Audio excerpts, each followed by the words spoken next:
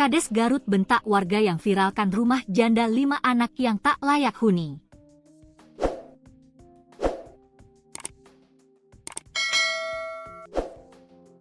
Sebuah video yang menampilkan kondisi rumah tidak layak huni milik seorang janda dengan 5 anak di Kecamatan Jatiwangi, Garut, viral di media sosial dan memicu perhatian publik.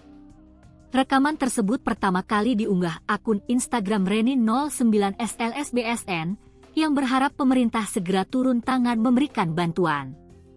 Dalam video, terlihat rumah berdinding anyaman bambu yang tampak lapuk dan nyaris roboh. Sang pengunggah menyebut penghuni rumah selama ini hidup dalam kondisi serba terbatas tanpa bantuan memadai. Namun, unggahan itu berbuntut polemik. Tak lama setelah viral, akun yang sama membagikan video lainnya memperlihatkan Kepala Desa Jatiwangi bersama seorang ketua RW sedang menegur warga terkait penyebaran rekaman tersebut. Pada keterangan video yang diunggah Sabtu, 22 November 2025, pengunggah mengaku mendapat larangan untuk membantu keluarga tersebut karena dirinya berasal dari luar daerah. Ia juga menuding adanya perlakuan diskriminatif terhadap warga pendatang.